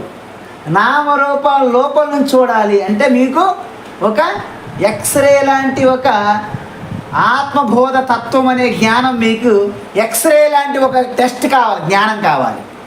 అర్థమైందా? అప్పుడు మీకు చాలా స్పష్టంగా మీకు ఇది వస్తుంది. కాబట్టి ఈ ఆత్మబోధ ఏదైతే ఉందో అది మీకు ఒక కీ, పాస్వర్డ్ లాంటిది. ఏంటి? ఈ ఉపాధుల లోపల నుండి మీరు ఆత్మను చూడాలి. అంటే నేను కుండను చూస్తున్నాను కానీ కుండ పగలగొట్టకుండే మట్టిని చూసి తెలుసుకునేది జ్ఞానం. కొంతమంది అమాయకులు ఏమంటారు, అమీజీ ఇది మట్టి ఎలా అవుతుంది, అయితే దీన్ని పగలగొట్టాలి అంటే పగలగొట్టి చూర్ణం చేయించాలి మట్టి అంటావా? చూర్ణం చేయకుండా కూడా మట్టి అని తెలుసుకోవచ్చుగా. చూర్ణం చేయకుండా కూడా మట్టి అని తెలుసుకుంటే జ్ఞానము. బాగా పగలగొట్టి నూరి మట్టి తెచ్చి అమ్మయ్య ఇది మట్టే అని అంటే అజ్ఞానం. అర్థమైంది కదా? అందువలన సినిమాల్లో కూడాను ఇవన్నీ చెప్పేవారు. ఇదంతేటి జగత్తు, జగమే మాయా బ్రతుకే మాయ, వేదాలలో సారం ఆత్మ వింతేనయ, ఈ వింతేనయ కలిమిలేములు కష్ట సుఖాలు కావడిలో కుండలనే భయమేలోయి. ఈ కావడి ఏంటంటే, ఈ కావడి పెట్టించుకొని ఒక కర్ర మొక్క కావడి పెట్టుకొని ఈ మట్టితో చేయండి కుండలను పెట్టేసి భారం, ఇల్లు మీ గృహస్థలం అండి, బరువు భారం మీకేం తెలుసు, మొయ్యలేకపోతాం, అలసిపోతున్నాం, గృహస్థ జీవితం అలసిపోతున్నాం, కష్టం అంటే కావడి కొయ్యేనో కుండల మొన్నేనో, కావడి కొయ్యేను కుండలు మొన్నేను, కనుక్కుంటే సత్యమింతేనో. ఇవన్నీ నామరూపాలు. కుండలు అన్నట్టే, వాస్తవాన్ని బట్టే, కానీ కుండలు అంటున్నాం మనం, మట్టి అనట్లేదు. బాధే సౌఖ్యమనే భావన రానివో, బాధే సౌఖ్యమనే భావన రానివో, ఆ ఎరుకే నిశ్చలానందము. బ్రహ్మతత్వమసి భావయాత్మనే, బ్రహ్మతత్వమసి భావయాత్మని, ఆ ఎరుకే నిశ్చలానందము బ్రహ్మానందము. అంటే మన సుఖం కలుగుతుంది ఎప్పుడు? ఇవన్నీ ఆలోచనలు, కోరికలన్నీ బంధించినప్పుడు ఈ యొక్క ఆత్మ ఆనందము మనసు ద్వారా ప్రకటమైనప్పుడు సుఖము ఎగిరి గొంతులేస్తాం. ఆ సుఖం తర్వాత మళ్ళీ ఏదో సమస్య, మీ అబ్బాయికి జ్వరం, అమ్మయ్య దుఃఖం. జ్వరం ఎంత ఉంటుంది? 2-3 రోజులు అయిపోద్ది, మళ్ళీ సుఖం తగ్గిందని. మళ్ళీ అబ్బాయికి ఎగ్జామ్స్, మళ్ళీ దుఃఖం. ఎందుకంటే ఆయన ప్రాబ్లం, నాకు కోర్స్ అవ్వలేదు, సిలబస్ అవ్వలేదు, చదవలేదు. ఒకవేళ అనుకోకుండా మంచి మార్కులు వచ్చేది, సుఖము దుఃఖం. ఈ సుఖము దుఃఖము గ్యాప్లో చిన్న గ్యాప్ ఉంటుందంట, క్షణికమైన గ్యాప్. అక్కడ సుఖము లేదు, దుఃఖము లేదంట. దాన్ని ఎరుక అంటారు. ఆ ఎరుకే ఇవి ఆత్మస్వరూపం, ఆ యొక్క స్ఫురణ చైతన్యం. దాన్ని తపస్సు చేసుకొని ఆ గ్యాప్ని పెంచుకుంటారు యోగులు, తపస్సు చేసేవారు. అందువల్ల వాళ్ళకి ఎక్కువ ప్రశాంత ఆనందంగా అనిపిస్తారు. మనకి వస్తుంది, మనకి ఆవకాయ పచ్చడి టైపు 2 ముద్దలు తింటాం, లోపలికి వెళ్ళట్లేదు. ఒక ఆవకాయ మళ్ళీ ఎపటైజర్, మళ్ళీ 3-4 ముద్దలు వెళ్ళిపోతాయి, టకా. మళ్ళీ ఇటు అటు, మళ్ళీ పికిలు, మళ్ళీ ఈ అప్టైజర్ లాగా మనకు వస్తుంది మన జీవితంలో ఆనందం అనేది ఈ యొక్క ఆవకాయ పచ్చడి లాంటి. అందుకే మన సుఖాలు ఏవైతే జగత్తులో సుఖాలు ఉన్నాయో ఆవకాయ పచ్చడి లాంటిదంట. అది జస్ట్ మీకు ఆవకాయ పచ్చడితో ఆకలి తీరుతుందా, అన్నంతో తీరుతుందా? ఎప్టైజర్ అది. కాబట్టి ఈ యొక్క సాంసారిక సుఖాలు ఎప్పుడు కూడా ఎప్టైజర్ లాంటివి, అవి శాశ్వతం కాదు. శాశ్వతమైన సుఖం అనేది ఆత్మయే.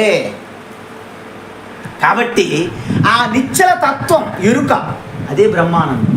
బ్రహ్మానందం ఎక్కడ ఉందో? ఎర్రగడ్డ బజార్లో ఉంది, లేకపోతే కోటి సుల్తాన్ బజార్. బయట ఉండదు ఆనందం కదా, లోపలికే కదా. అంటే ఏంటి? మన మనస్సు, బుద్ధి, ఇంద్రియములన్నీ ప్రశాంతం అయినప్పుడు శాంతితోనే ఆనందం అలాగా ప్రకాశిస్తుంది. త్యాగరాజు ఏం చెప్పారు? శాంతి లేక సుఖము లేదు. ఏ రామ, శాంతి లేక సుఖము లేదు. శాంతి ఉన్నాడుగా సుఖం. మరి భగవద్గీత శ్రీకృష్ణ ఏం చెప్పారు? అశాంతస్య కుత సుఖం. అశాంతిగా ఉన్నాడు, నీకు ఇంక సుఖం ఎక్కడిది? అంటే ఎవరికైతే సంతోషము, ఆనందం కావాలో ముందు శాంతిగా ఉండాలి ఫస్ట్. అందుకే మనం ఎప్పుడు కూడా మన మంత్రాల్లో శాంతి శాంతి శాంతి. శాంతి అంటే ఎక్కడ విజయశాంతి, డిస్కో శాంతి కాదు. మన హృదయస్థంలో ఉన్న శాంతి శివ. ఆ శివే మీరు, శివోహం. అందువలన శివోహం అంటే ఏదో జపం చేసుకుంటే ఏదో భజన అనుకోవద్దు. చిదానంద రూప శివోహం ఊగిపోవడము, హార్మోని ఊపేస్తుంటారు, ఇటు కొట్టేస్తుంటాడు. మనోబుద్ధ్యహంకార, అది సంబంధం ఏముంది ఇక్కడ? నేను శివస్వరూపాన్ని అని తెలుసుకోవడమే, మీ స్వరూపాన్ని మీరు గుర్తు చేసుకోవడమే. ఓకేనా? కాబట్టి 11వ శ్లోకం అయ్యింది, మన క్లాస్ కూడా టైం అయ్యింది. కాబట్టి హరి ఓం తత్సత్, సర్వం శ్రీకృష్ణార్పణమస్తు.